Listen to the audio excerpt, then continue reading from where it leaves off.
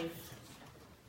And it came to me actually earlier this week, actually a couple weeks ago. I was, as some of you know, I've been into art lately and doing a lot of art. And there's this woman that I follow. Her name is Kateri Ewing. And she teaches classes online, and she has her own YouTube video, and she's also my coach. I really love her art. She works in this very beautiful botanical style of art, bringing out the beauty in the world. And in this YouTube video, she talks about the how and the why of art. She said, you know, the how, or the skills that we learn of art, every artist needs to learn them. It's pretty much the same for all artists, right? We need to learn how to draw and to measure and, you know, all those sorts of things. Work with the paints. But the why we do the art is unique to each artist. And we have to discover what it is for you. So she talks about this, the how and the why. And for Kateri, part of her why in the world is a firm belief that art is for everyone. Absolutely everyone.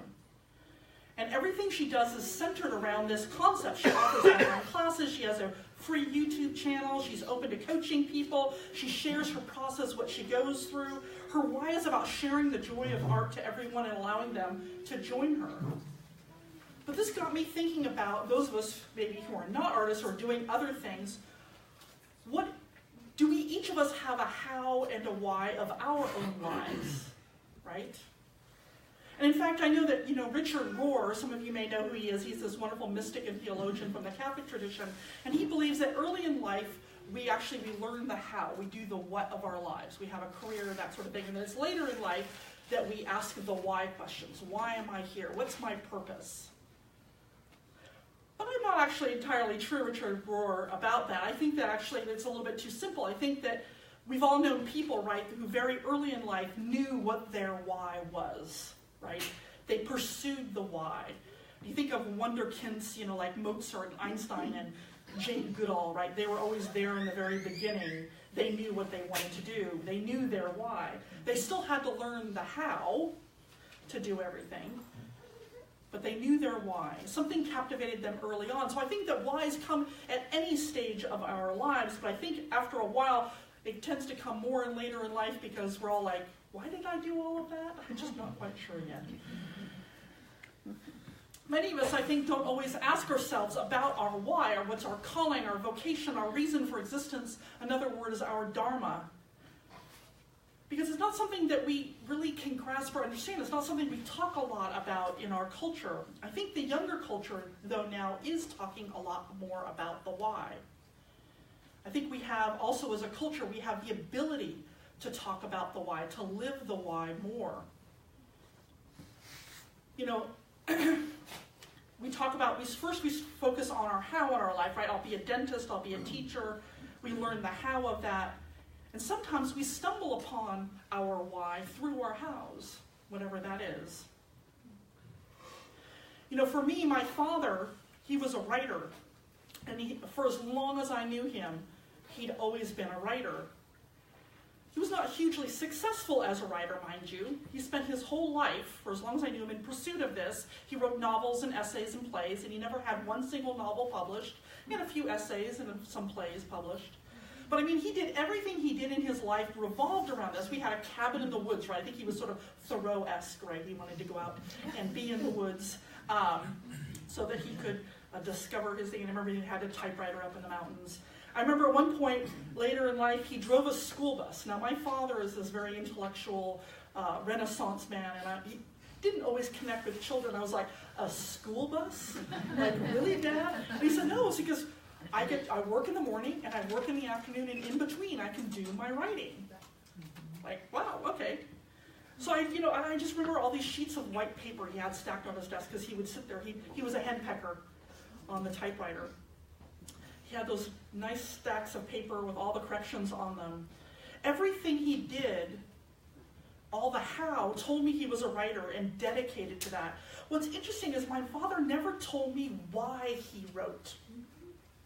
Why did he have this passion in him? And I never got to ask him, which is kind of a regret of mine. Like, I never understood, why did this drive him so much?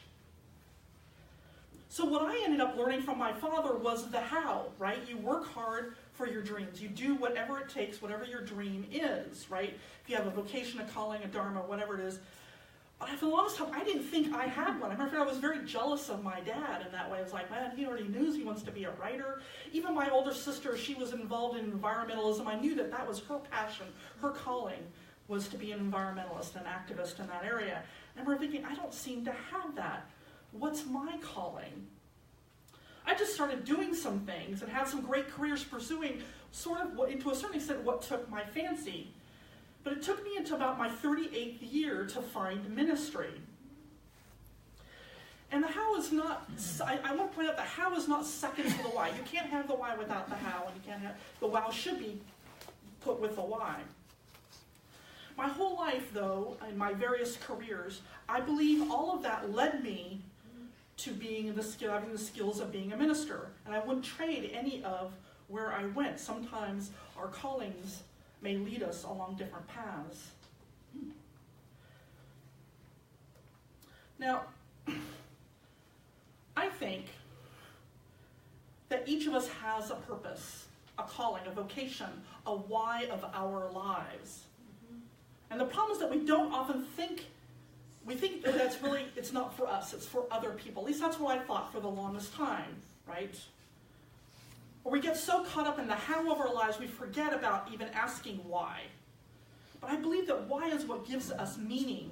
And it's important to think about and discover it in ourselves, because when we live it in our lives, we do change the world around us. And it's never too late to find your why. Kateri Ewing didn't discover her art and passion for teaching it to everyone until she was almost 50 years old. And now she's world-renowned. So there's a lot of myths about calling, dharma, whatever you want to call it, vocation. And I want to put these up here because these were things that I believed about it. And ministers don't really help that much about this. So myths about calling, vocation, dharma, whatever you want to call it. The first one is that a calling is a profession.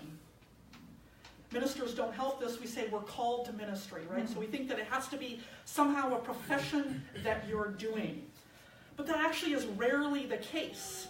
Usually the profession is simply a great expression of your calling. This is kind of actually something I've been working on for the last couple of years and struggling with my own understanding of my call, right?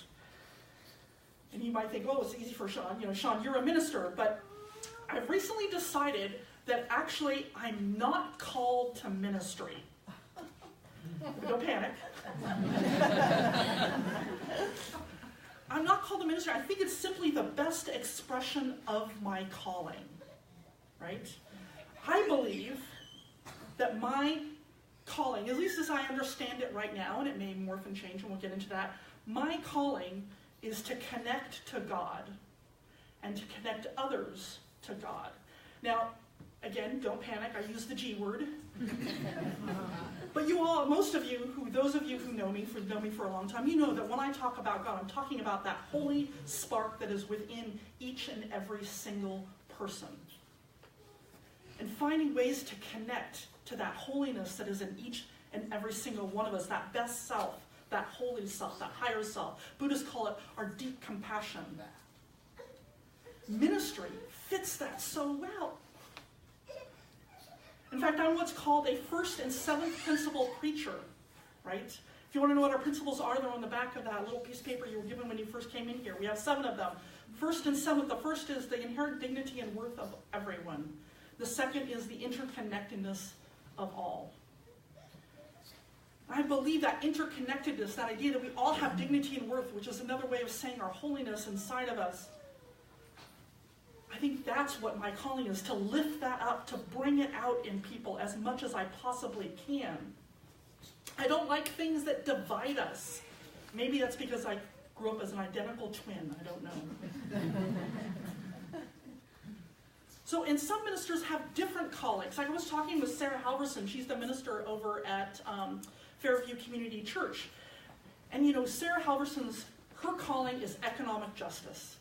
Hands down, she works hard every single day she's out there working for economic justice. And I remember her telling me this. She said, economic justice is my ministry. My church allows me to do that. And other Unitarian Universalist ministers, they're also about very social justice issues. And there are some that they focus very much on very particular issues. That's their calling, to bring it out to talk. Either maybe it's about racism, it's about homophobia, it's about ableism, or whatever it is. That's their particular pursuit. And I used to judge myself for not having that one issue that I pursued. And there are many issues. I figured out why. Because for me, social justice is not about, it's about connection. So racism, homophobia, transphobia, ableism, sexism, all of those things are what keep us from one another, that keep disconnecting us from one another, and so for me, from God. So I want to break down those barriers inside each one of us so that each of us can connect to the holy inside each one of us. So for me, there isn't any one particular social justice issue that I'm like all passionate about. They're all about disconnection. So ministry is not the only expression that you could have of this why. There are many people who do wonderful work in the world, but it's the best one I know of. So a calling doesn't have to be a profession per se, but look at what profession you have and ask yourself, what is that that's calling you to that? The other thing is that a calling has to be something big, right? You have to be famous. You have to be powerful. You have to be somebody everybody admires greatly. It really doesn't. My father was a very fulfilled man. He never published really much of anything. But that was where he found his work in the world, his calling. And I know that you've probably all known people who are dentists and accountants, things I sort of go, yeah, that would not be my calling at all. And they're just everyday people, but it isn't necessarily about their profession or that they're big. They're ordinary people, but they're incredible. They have this glow inside of them because they know that whatever they're doing and how they're being in the world is helping the world. They're passionate about what they do, even if it seems mundane to you. You know, I'm reminded of our wonderful Bob Lockery, so Tom and Nancy's father. And I remember when I was learning about Bob, when we were doing his celebration of life and everything, he passed away at age 91, and lovely, lovely man. And I remember thinking, golf, that was his passion. Interesting. He went around the world building golf courses. And I thought about it. He left a lucrative steel industry and everything. I thought about it, golf was sort of the vehicle for him. It was a passion for him. He loved golf. But part of it was a vehicle for him to get to know people around the world, cultures around the world. Everywhere he went, he made friends. And that was his vehicle for doing it. So another myth is that only the lucky ones get one. And that's another thing I used to believe. I used to think, well, it's not for me. It doesn't happen to me. But we all have one. We are human beings. We are meaning makers. We make meaning of our life. It's like we're hot-wired for it. And we will find one. And the other is, I think that a myth is that you have to believe in God to have a calling.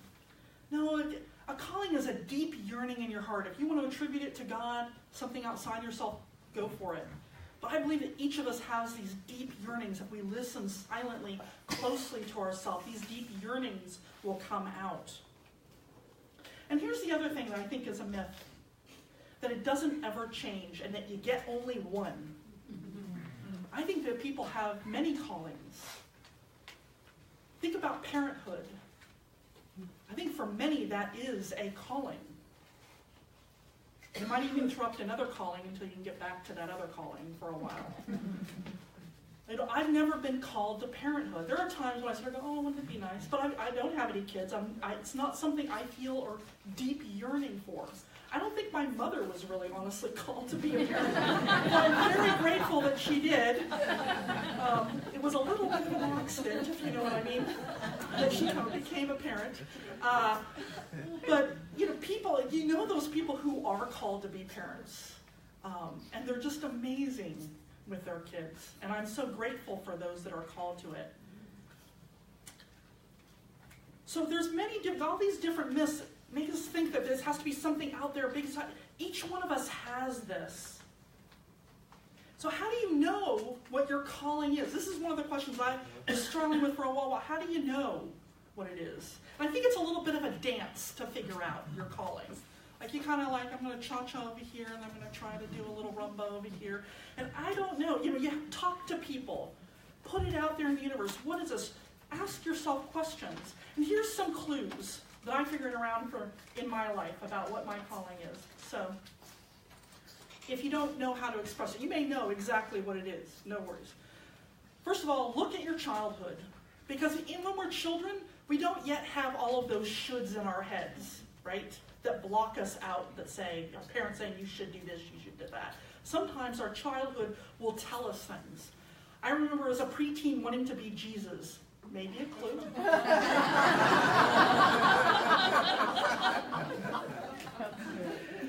I am a twin. I think that actually has something to do with this idea of connection.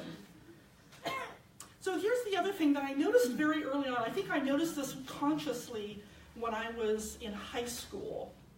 But I think it came up in other areas of my life prior to this.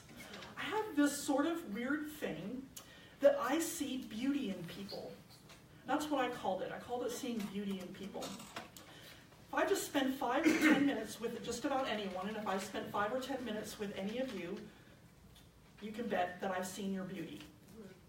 And it's something that I feel this connection to that beauty, and sometimes I also see that it's covered up with fears or anxieties or whatever it is, but I see underneath it, and I see that beauty. And it feels a little bit arrogant to say this, but it's something that I didn't even realize that not everybody does. And it's something that I've just always felt. And that beauty now I recognize is that holiness inside each one of us. So look for that. What are those sensations? Because I didn't really know how to express that until I was older. So the other thing is, look at your hows of your life. What are you doing currently? They may give you some clues. When you think about the poem Desiderata, right? This is a wonderful poem. It's a lot about how to live your life, not the why of your life. But there's some hints at it in there. Go back and read that and say, what was it that resonated with you in particular? Because that might give you a hint as to your why. So again, don't look at the why of look at the why of what you do in your own life right now, not just the what of what you do. So for example, before I became a minister, one of the jobs that I stumbled upon, I knew I wanted to work with people. That was the only criteria for job looking that I had. I ended up working for a company called Aquin for almost a decade as a recruiter. My job was to help put people in jobs, connect them with their clients. And I was really good at it because what I could recognize was, okay, this client has these needs and they have a certain personality, and I could match them with the right person. I was really good at it, and I loved it when I could get someone their dream job, and I helped the client figure out what they wanted, and could get them the perfect person who was going to help them grow and flourish. Well, there's kind of a bit of a clue, right? You want to connect people. Now, here's the other thing. We also think is a little bit of a myth, too. What do you love in the world? You don't have to always be happy. Just because, you might think, oh, well, sometimes, I really love gardening, but sometimes it's a royal pain, that hot sun, right? I don't want to do gardening all the time. You don't have to be happy all the time in your calling. I'm just here to tell you. There are times when you're going, oh shoot, Jennifer's going to be mad at me because I forgot to do the newsletter and it's due tomorrow. So Jennifer, just so you know, I know I have the newsletter due.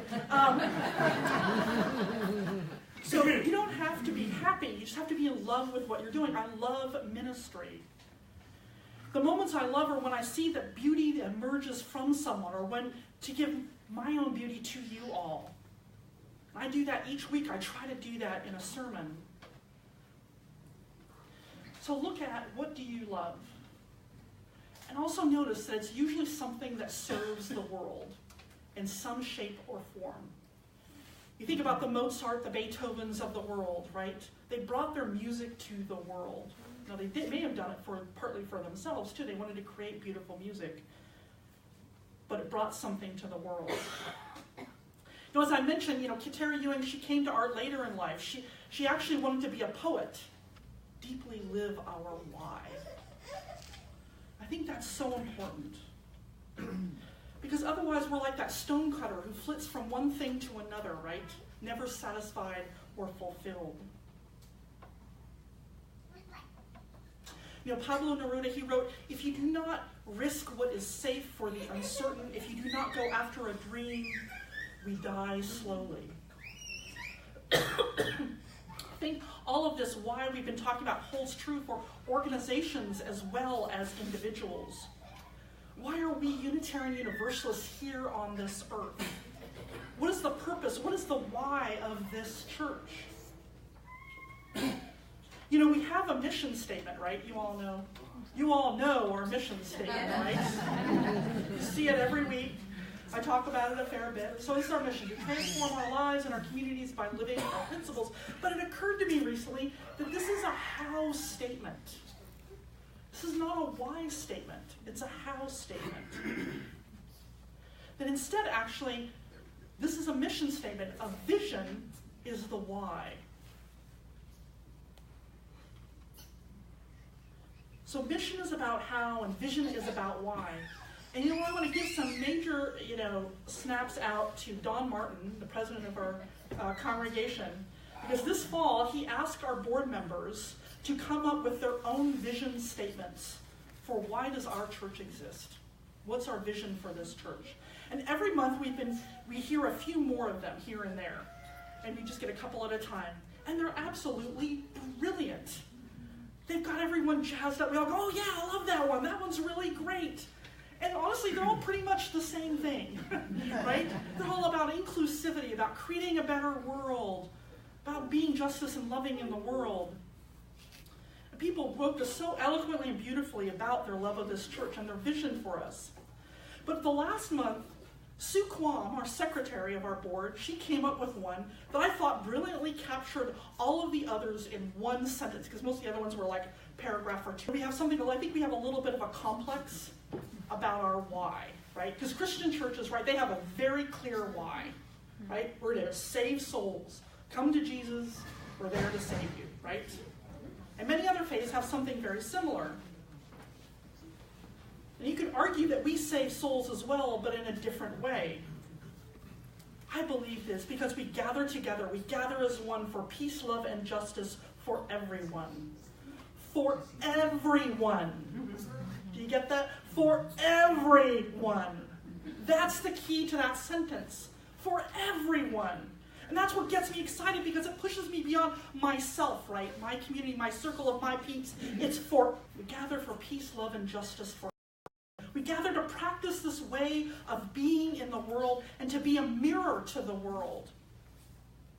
Maybe it's even just our community. We can just be a mirror to our communities about what humanity can be if we look beyond our separateness.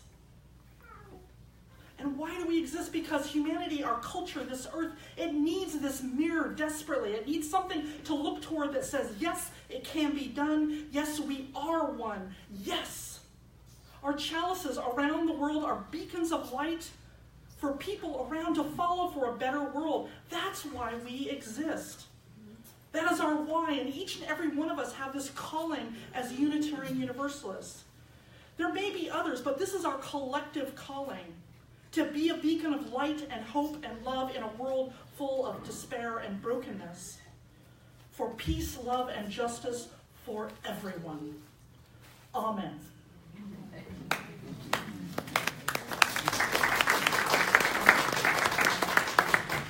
Please rise in body or spirit, and let's